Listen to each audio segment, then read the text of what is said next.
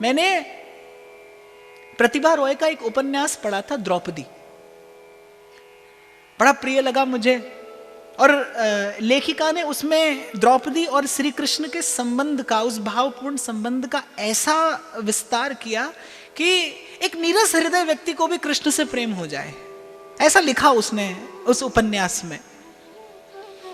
और उस उपन्यास को पढ़ने के बाद द्रौपदी का प्रथम प्रेम श्री कृष्ण के ही चरणों में निवेदन हुआ।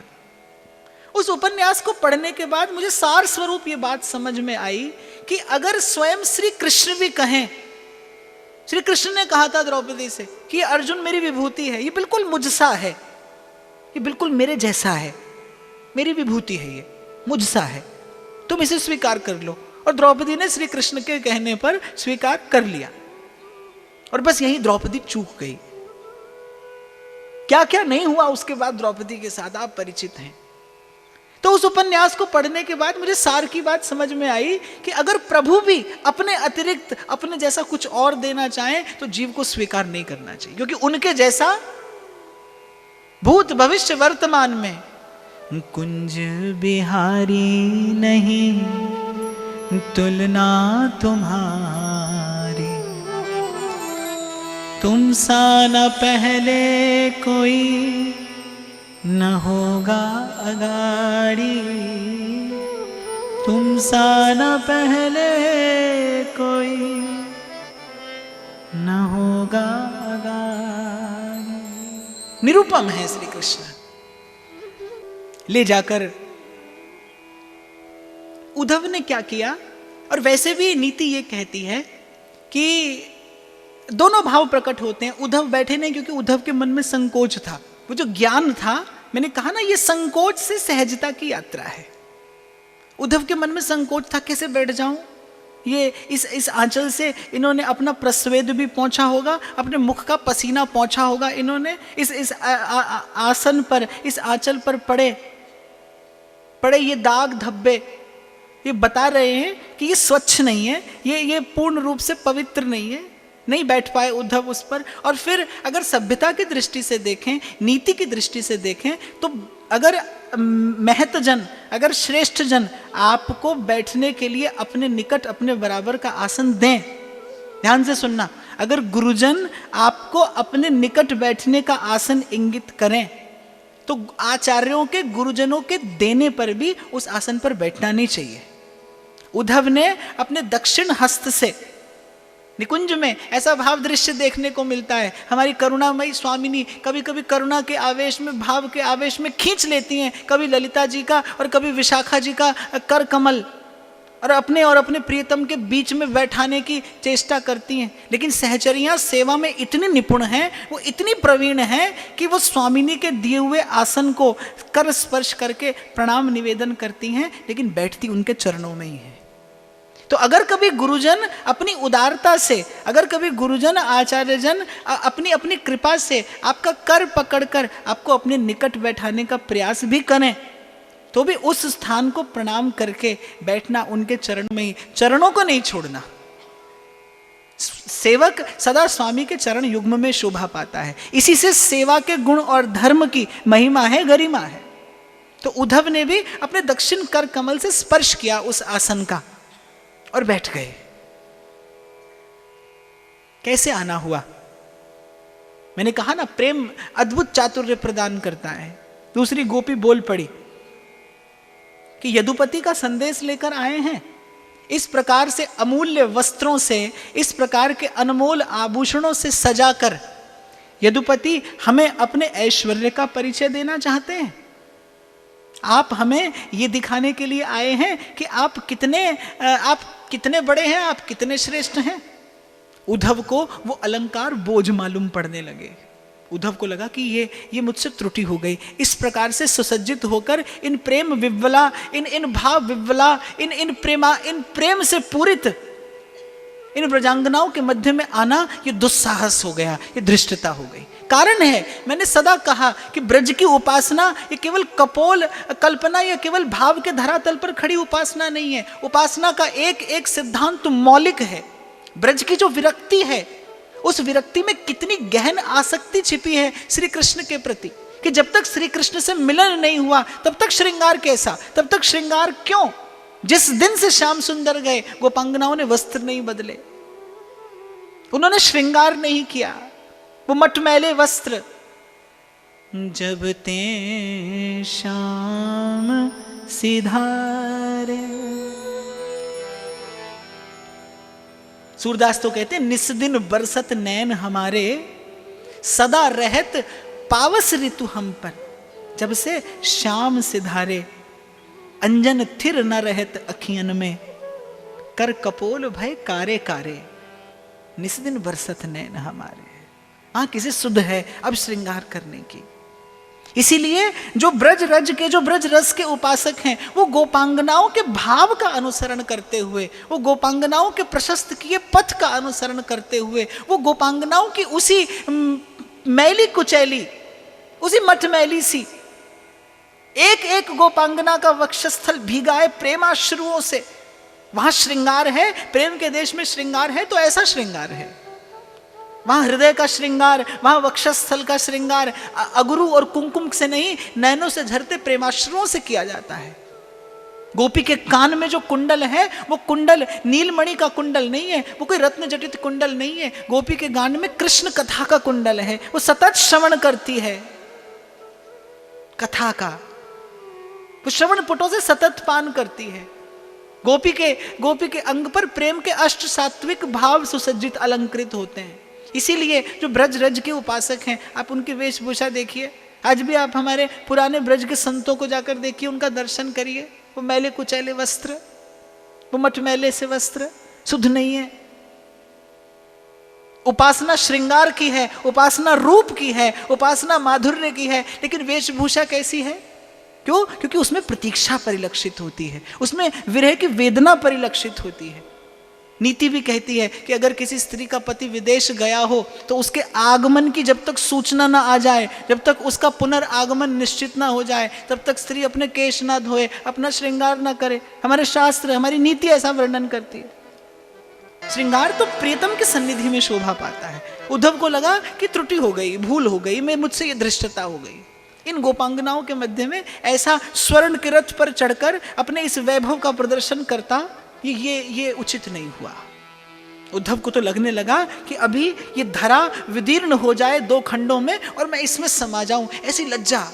उद्धव का रोम रोम मानो पुकार रहा है, कृष्ण गोविंद गोविंद गोपाल नंदलाल, कृष्ण गोविंद गोविंद हे गोपाल नंदलाल, कृष्ण गोविंद गोविंद गोपाल नंदलाल, कृष्ण गोविंद गोविंद हे गोपाल नंदलाल, कृष्ण गोविंद गोविंद गोपाल नंदलाल, कृष्ण गोविंद गोविंद हे गोपाल नंदलाल, कृष्ण गोविंद गोविंद गोपाल नंदलाल, कृष्ण गोविंद गोविंद हे गोपाल नंदलाल। और मानो मन ही मन निवेदन कर रहे हैं उद्धव कि हे कृष्ण, हे केशव, कृपा करिए, मैं शरणागत हूं,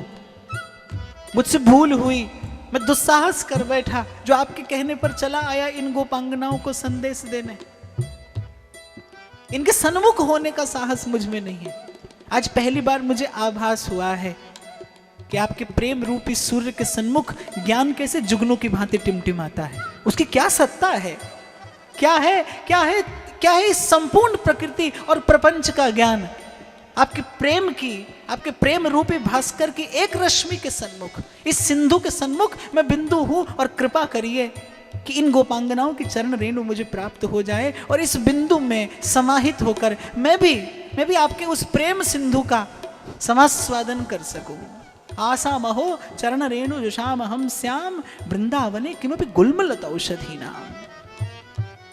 हे गोपाल नंदलाल, हे गोपाल नंदलाल, हे गोपाल नंदलाल, हे गोपाल नंदलाल, हे गोपाल नंदलाल, हे गोपाल नंदलाल, हे गोपाल नंदलाल, हे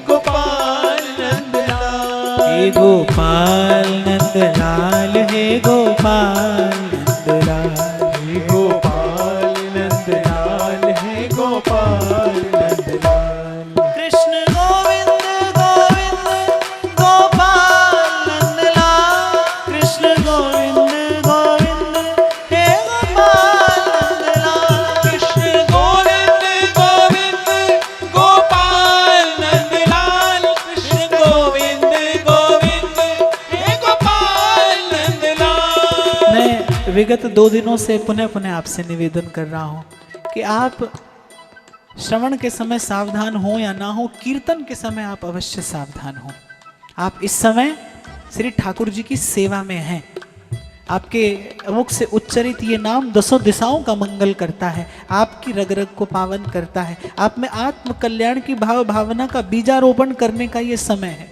सब ओर से दृष्टि समेटकर अपनी समग्र चेतना को केंद्रित करते हुए ये ताली रूपी नाद ब्रह्म पर और जिह्वा पर नृत्य करते हुए नाम रूपी इस नाम ब्रह्म पर प्रयास करिए, आपके हृदय में उस पर ब्रह्म की अनुभूति हो। प्रेम से कृष्ण गोविंद गोविंद गोपाल नंदलाल, कृष्ण गोविंद गोविंद हे गोपाल नंदलाल, कृष्ण गोविंद गोविंद गोपाल नंदलाल, कृष्ण गोविंद गोविंद हे गोपाल नंदलाल। कृष्ण गोविंद गोविंद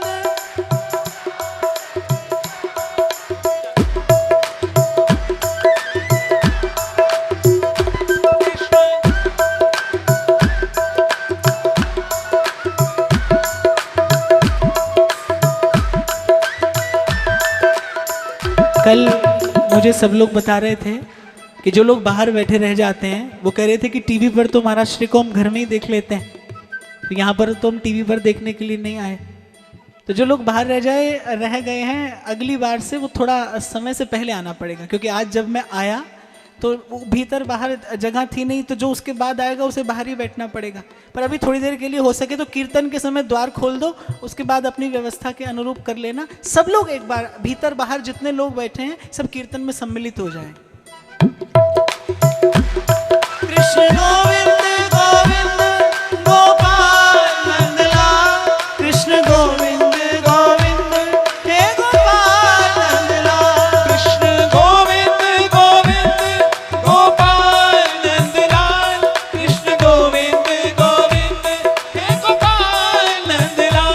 कृष्ण गोविंद गोविंद हे गोपाल नंदलाल, कृष्ण गोविंद गोविंद हे गोपाल नंदलाल, कृष्ण गोविंद गोविंद गोपाल नंदलाल, कृष्ण गोविंद गोविंद हे गोपाल नंदलाल। कृष्ण गोविंद गोविंद गोपाल नंदलाल, कृष्ण गोविंद गोविंद हे गोपाल नंदलाल, कृष्ण गोविंद गोविंद गोपाल नंदलाल, कृष्ण गोविंद गोविंद गोपाल नंदलाल। सब ओर से देखिए, आप यदि अपने अंतर की यात्रा पर जाएं तो आप आरंभ करेंगे अपने देह से। सबसे पहले हो सके तो मूंदिए अपने नेत्र, दृष्टि सिमटेगी, दृष्टि के साथ साथ वृत्ति सिमटेगी।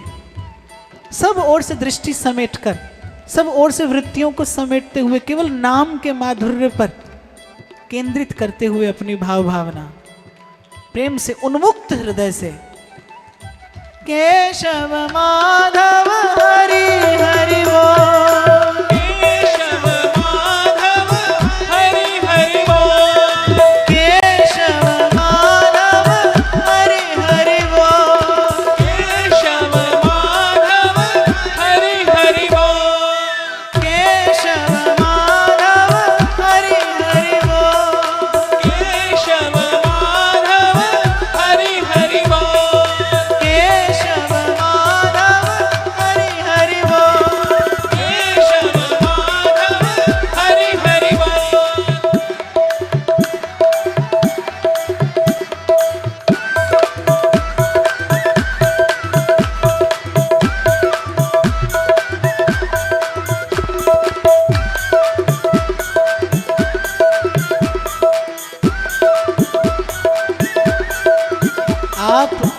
इस प्रकार मिलकर हरिनाम लेते हैं और मैं व्यासपीठ से कह रहा हूं मुझे मेरी कथा की दक्षिणा मिल जाती है।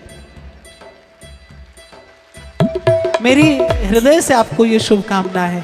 ये नाम का जो दीपक आपके हृदय में ये जला है, श्रद्धा और विश्वास। देखो जब दीपक जलता है ना तो कभी कभी ऐसी बयार बहती है जो दीपक को बुझाने का प्रयास करती है, और जलते दीपक को आपको बुझाना हो तो आप क्या करते हैं? आप इस प्रकार दोनों हाथों से उस लौ की रक्षा करने का प्रयास करते हैं। ये जो आज ये नाम का, ये कीर्तन का, ये भाव का दीपक जला है, फिर बयार बहेगी जो इसे बुझाने का प्रयास करेगी। एक हाथ रखना सत्संग का और दूसरा हाथ रखना जो सुना है उसी वाक्य के विश्वास का। एक हाथ होना श्रद्धा का और एक हो विश्वास का, और रक्षा करते रहना प्रयास से इस भाव रूपी दीपक की। एक दिन ये इस दीपक के प्रकाश में आपको, जिसका नाम लेते हैं आप, उसी की रूप माधुरी का दर्शन होगा। सतत प्रयासरत रहना, बस यही साधना है, यही साधना की कुंजी है। केशव माधव हरि हरि बोल, केशव माधव हरि हरि बोल, केशव माधव हरि हरि बोल, केशव माधव हरि हरि बोल, नटवर नागर नंदा भजो रे मन गोविंदा, नटवर नागर नंदा भजो रे गोविंदा, नटवर नागर नंदा भजो रे मन गोविंदा, नटवर नागर नंदा भजो रे मन गोविंदा, नटवर नागर नंदा भजो रे मन गोविंदा। नटवर नागर नंदा भजो रे मन गोविंदा। और अभी कुछ समय पहले एक संत ने मुझसे कहा, बोले महाराज आप कुछ लेते नहीं, पर बिना दक्षिणा के तो श्रवण सार्थक नहीं होता, तो कुछ तो लिया करिए आप। तो फिर मैंने कहा ठीक है। तभी मैं कुछ दिन पूर्व भी जहां था वहां भी मैंने यही दक्षिणा मांगी, आज आपसे भी मांगता हूं कि 2-4 मिनट नित्य प्रति सर्वे भवन्तु सुखिनः सर्वभूत हिते रतः लोकः समस्तः सुखिनो भवन्तु। सबके सुख का, सबके कल्याण का एक शुभ संकल्प मन में लेके 2-4 घड़ियां हरि नाम का कीर्तन कर लिया करिए। बस यही वचन आप मुझे दे दीजिए। जब इस 2-4 घड़ी के इस नाम उच्चारण में बस सबका मंगल, सबका कल्याण निहित हो। संकोच मत करिए, दे दीजिए। नटवर नागर नंदा भजो रे मन गोविंदा, नटवर नागर नंदा भजो रे मन गोविंदा, भज मन बाल मुकुंदा भजो रे मन गोविंदा, भज मन बाल मुकुंदा भजो रे मन गोविंदा, नटवर नागर नंदा भजो रे मन गोविंदा। नटवर नागर नंदा भजो रे मन गोविंदा। हरि बोल हरि बोल, हरि बोल हरि बोल, हरि बोल हरि बोल, हरि बोल हरि बोल, हरि बोल हरि बोल, हरि बोल हरि बोल, हरि बोल हरि हरि बोल, बोल हरि बोल, हरि बोल हरि बोल, हरि बोल हरि बोल, हरि बोल हरि बोल, हरि बोल हरि बोल, हरि बोल हरि बोल, हरि बोल हरि बोल, हरि बोल हरि बोल, हरि बोल हरि बोल, हरि बोल हरि बोल, हरि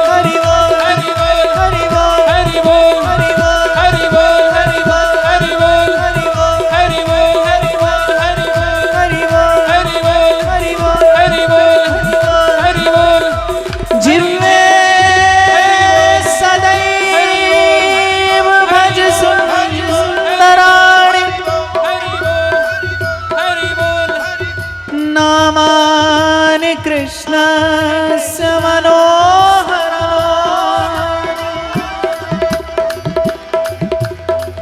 समस्त भस्तार्ति विनाशनानि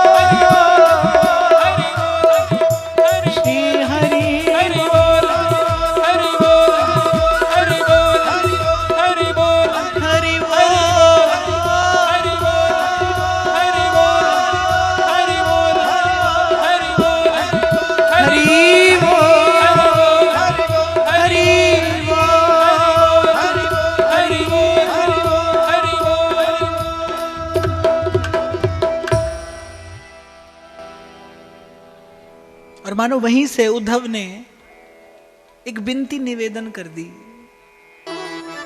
होवे हृदय विभोर बहे अखियन रसधारा। मेरे इस हृदय के इस शुष्क मरुस्थल पर कृपा करिए कृपानाथ। हे करुणार्णव, हे घनश्याम, बरसाइए अपनी कृपा का अम्बुद। और मानो मन ही मन श्याम सुंदर कहते हैं कि उद्धव, ये कृपा का अम्बुद ही तो बरसा जो मैंने इन गोपांगनाओं के शरणापन्न कर दिया तुझे, जो मैंने इन तक पहुंचाया तुझे। ये मेरा परम धन है, ये मेरी थाती हैं, जिन्हें मैं भांति भांति के आवरणों में रखता हूं। वासुदेव सर्वमिति समहात्मा सुदुर्लभा। जो अपने सामीप्य से, जो अपने सानिध्य से आप में भाव का स्फुरण करा दे, ऐसे भक्त का दर्शन सुदुर्लभ है, भगवान को भी दुर्लभ है।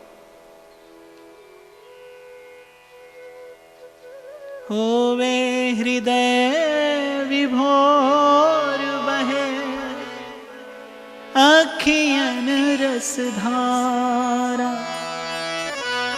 केशव कलिमल हरण नाम का मिले सहारा।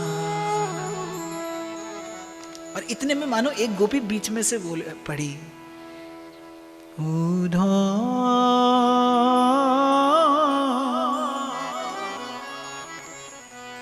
आज भई बड़ भागी।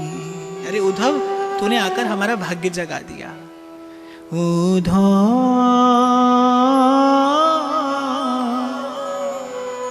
आज भई बड़ भागी। जिन अखियन तुम श्याम बिलो के। जिन आंखों से तूने श्याम सुंदर को देखा है, जिन अखियन तुम श्याम बिलो के,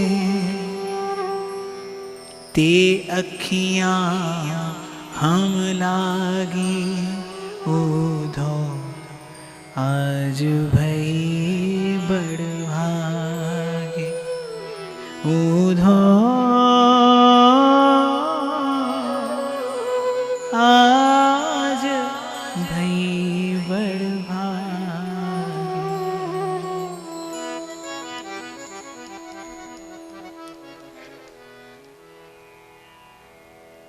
प्रथम उद्बोधन एक गोपांगनाओं का उद्धव के प्रति। जैसे नंद बाबा के सन्मुख बैठे उद्धव जब कृष्ण के सत्य चित्त और आनंद स्वरूप का विवेचन कर रहे थे, और वो विवेचन परिश्रम जान पड़ा उद्धव को, जब नंद बाबा ने क्या प्रश्न पूछा, मेरे कनुआ को मनुआ लगे हैं कि नाही, उधो सीधे बता। बस इतना बता। वहां गोपांगना का प्रथम उद्बोधन उद्धव को क्या है, उधो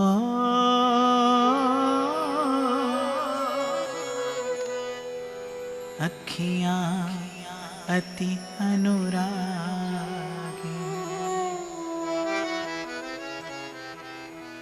आज हमारे ये नयन सफल हो गए, ये नए नेत्र सफल हो गए। जिन अखियन तुम श्याम बिलोके, तुम जिन नेत्रों से नित्य प्रति प्रियतम का दर्शन करते हो, हम आज उन नेत्रों को देखती हैं, वो नेत्र हमें देखते हैं। प्रथम उद्बोधन गोपांगना का। कैसे इस संवाद का आरंभ हुआ, कैसे गोपी ने इस संवाद का आरंभ किया। गोपांगना के हृदय की व्याकुलता, प्रेम की पहुंच कहां तक है, ये आज उद्धव ने देखा। ज्ञान तो शायद कहीं पहुंचकर लौट आता है।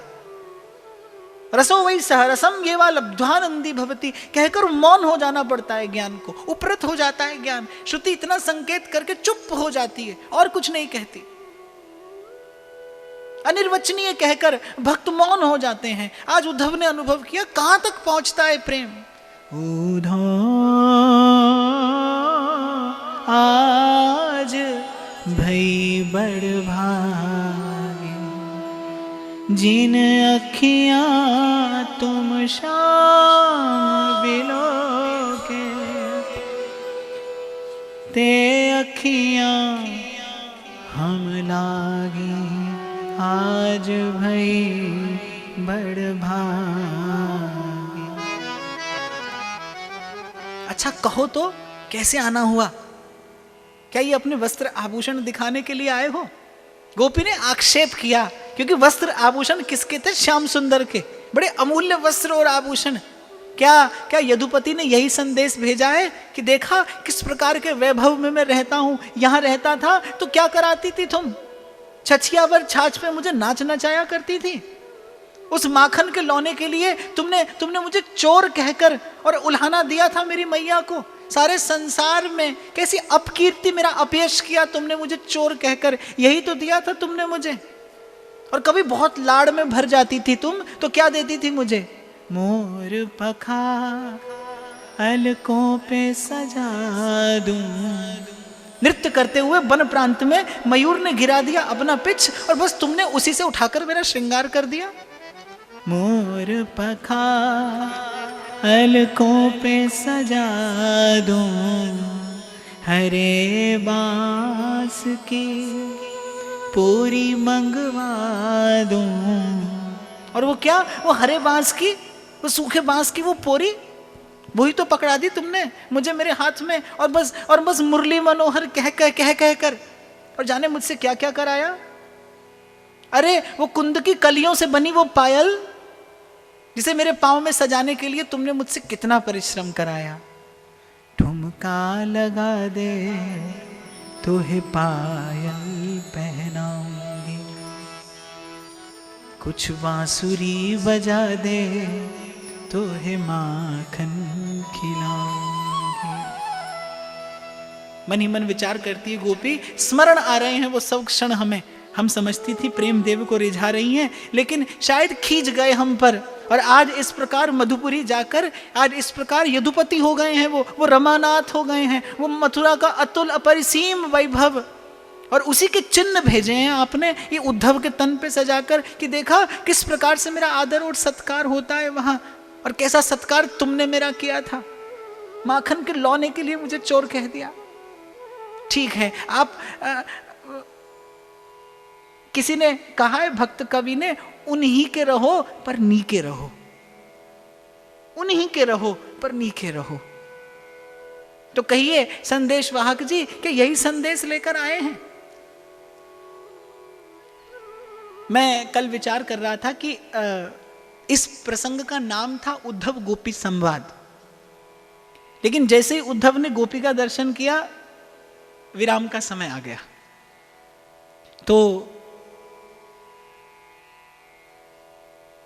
आधे घंटे में या तो मैं ये चर्चा समाप्त कर दूं, और या अगली बार के लिए इस चर्चा को छोड़ जाऊं। क्या इच्छा है आपकी? क्योंकि यदि आधे घंटे में ये बात कहता हूं तो ये न्याय नहीं होगा, इस विषय के साथ न्याय नहीं होगा। वो तो आप नहीं भी कहते तो मैं अगली बार कहता, क्योंकि अभी तो प्रेम की देहली पर, अभी तो प्रेम की देहली पर उद्धव ने पग धरा है।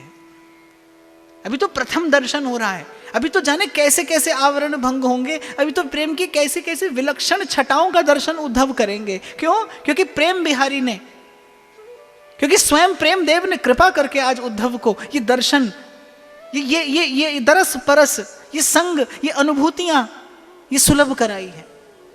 आज घनश्याम बरसे हैं उद्धव पर, निमज्जन कर देंगे, डुबो देंगे आज उद्धव को।